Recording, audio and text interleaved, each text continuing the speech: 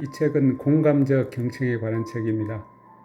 고미야 노보루가 지은 책인데, 이 공감적 경청, 공감이 어떤 것인가에 대해서 이 고미야 노보루는 이 정신분석학적 입장에서 이 프로이드 이론 체계가 로저스 이론 체계만큼 이 공감, 인간중심 상담의 어떤 이 공감적 측면이 있다.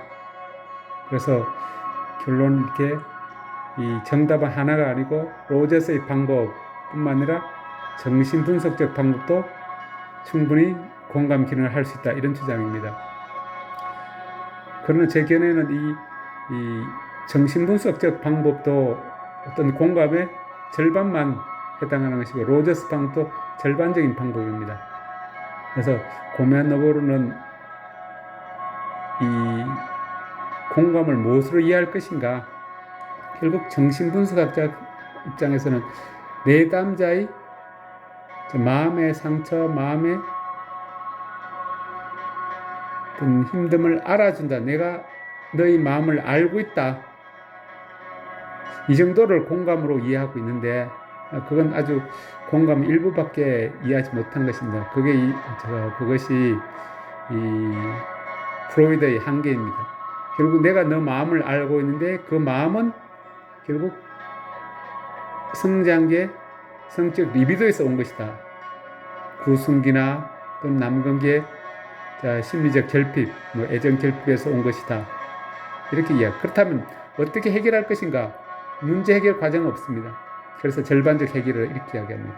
마찬가지로 로저스 감정도, 공감도 너의 마음을 알고 있다. 지금 현재, 지금 여기에 너가 있는 이 마음을 내가 알고 있다. 여기까지입니다. 그렇다면 너 마음을 알고 있다는 위로, 그러면 어느 정도 위로가 되는가? 위로의 정도가 너 마음을 알고 있다. 너 마음은 이런 마음이지. 너가 참 슬프구나, 힘들구나. 그런 마음만으로도 충분히 공감할 수 없다. 그런 점에서는 이 노보루도 같은 생각입니다. 힘들겠네요. 큰일이네요. 이런 요약이나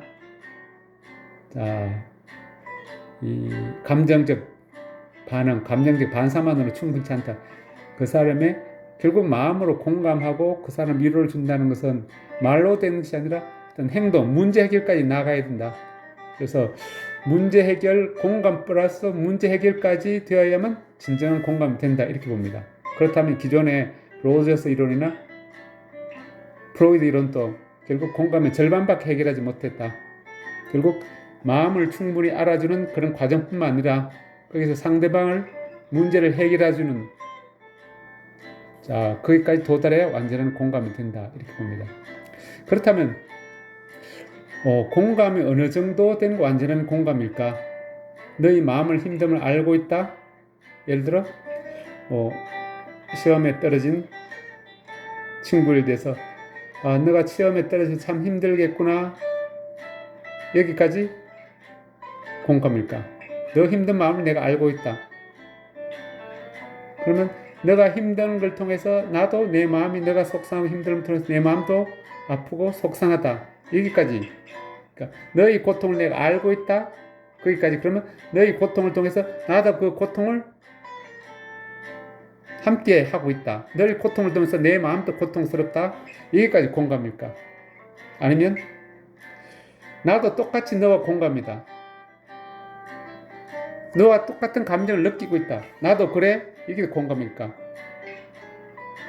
예를 들어 남자친구한테 또는 여자친구한테 이별을 통보받은 친구가 있다. 그러면 남자친구한테 이별을 받은 여자가 있다면 그 여자가 내 친구를 위로하는 방법으로 그 남자 나쁘다고 욕을 해줄까?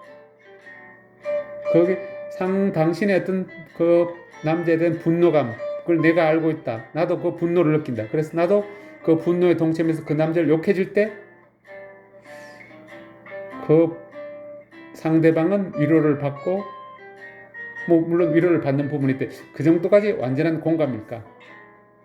아니면 한 단계 더 나가서 문제 해결적 공감. 결국 상대방이 남자친구한테 실현당해서 그 슬픔을 이겨낼 수 있는 방법까지 해결해 주는 것. 단지 너가 슬프거나 힘들거나 알아주는 뿐만 아니라 그 힘듦을 슬픔을 이길 수 있는 방법까지. 그러면 새로운 남자친구까지 소개해 주는까지 할까? 아니면 예를 들어 시험 쳐서 탈락한 공무원 시험에 탈락한 친구한테 내가 시험에 탈락해서 참 속상했구나 힘들겠구나 여기까지. 아니면 그 힘듦을 나도 힘들어서 내가 너 힘을 도와주기 위해서 뭔가 내가 할 수 있는 걸 하겠다. 뭐 학원 수강증을 끊어준다든지 아니면 공부 방법을 노하우를 알려서 내년에 꼭 합격할 수 있도록 방법까지 문제 해결까지 해결해 주는 것인가. 결국 완전한 공감은 마음의 당신이 느낀 힘든 마음을 내가 알고 그 마음을 당신의 마음을 통해서 내 마음도 같은 마음을 느끼고 내가 그 문제를 해결하기 위해서 너희 문제를 해결해서 내가 나의 실천 행동을 통해서 너희 문제 해결에 동참하겠다 또는 거기 단그럼 누나 동참하는 행동까지 보여줄 때 진정한 공감이 되는 것입니다. 그렇다면 로저스 이론도 절반의 공감이고 프로이드 이론도 절반의 공감입니다. 결국 이 저자 이 고미안 노보로가 이야기하는 물론 고미안 노보로는 정답은 없다. 모든 게 정답이 될 수 있지만 프로이드 방법도 정답이 될 수 없고 절반의 해결밖에 해결되지 못합니다. 로저스 방법도 인간 중심 상담도 절반의 해결밖에 되지 않습니다. 결국 로저스의 인간 중심 상담에서 플러스 문제 해결적 공감까지 문제 해결까지 완성되었을 때 한번 문제 해결적 동참까지 일어났을 때 완전한 공감이 된다는 것이 합리적 이론입니다. 그렇다면 고미안 노보로도 좀 더 공부를 더 해서 결국 학자적 입장에서는 정신분석적 입장이 어떤 면에서 완전한 공감에 더 가깝다, 더 나은 점도 있다 이렇게 주장하는 것이 학자적 관점에서 좀 더 공부해야 될 부분입니다. 그러니까 프로이드의 관점에서 이런 것이 공감이다 넘어서 다른 방보다 나은 점 이런 점이 있다 거기까지. 그렇다면 다른 로저스 이론의 성계자는 로저스 이론의 장점들이 다른 상담 방법보다 이런 장점이 있다 이렇게 주장할 것이고 이 장점들이 공감적 경청 한마디로 완전한 공감에다가 완전한 문제 해결적 동참까지 갔을 때 완전한 공감이 된다는 뜻입니다. 결국 공감에 이 로저스가 말하는 완전한 공감에 문제 해결적 동참까지 있을 때 완전한 공감이 될 수 있다는 게 저의 견해입니다. 그렇다면 이 고미안 노보로는 이 상담의 목적이 또는 인간의 목적이 행복이 아니라 성장이라고 이야기합니다. 행복에 중점을 두고 있는 이론이 이 로저스 이론입니다.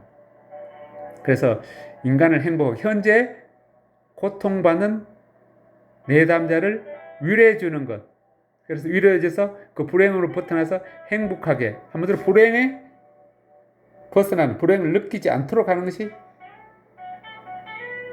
이 완전한 공감이다 이렇게 보는 것이 로저스 이론입니다. 그런데 프로이드 개성하는 고미안 노보로는 상담의 목적인 인간의 목적이 행복이 아니라 성공이다. 다른 말로 성장이다 이렇게 봅니다. 결국 상담의 목적은 인간의 성장이다 이렇게 봅니다. 그러면 행복은 순간적으로 또는 일시적으로 그 사람의 상처를 치료해주고 위로해주는 일시적 문제 해결에 불과한 것이고 완전한 문제 해결은 거기에 그러한 정신적 불편이나 마음의 상처 이런 문제가 재발하지 않도록 완전히 없어지도록 다음 단계로 성장할 수 있도록 이끌어주는 것이 진정한 상담이다. 이렇게 보는 것이 고미안 노보로의 생각입니다. 그러면 고미안 노보로의 생각에는 프로이드의 생각에서 문제 해결적 상담이 더 추가되어야 되는 것입니다. 그래서 이런 부분들이 이 고미안 노보로의 학설에 더 반영되고 더 연구되어야 할 부분들입니다. 그렇다면 또 한 그럼 인간의 목적은 상담의 목적이 성장. 그러면 그 성장을 왜 하느냐? 왜 성장하느냐? 그 부분에 대해서 고미안 노보로는 한 번 더 공부해야 될 부분들입니다. 그러면 로저스는 왜 위로를 받아야 되는가?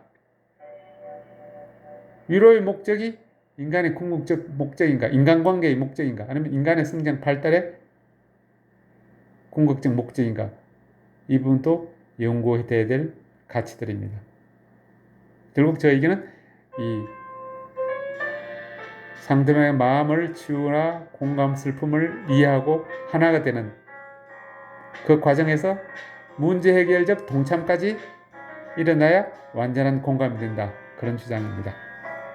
그래서 구체적 내용을 이 책을 읽으면서 좀 더 보완하면 좋겠습니다. 감사합니다.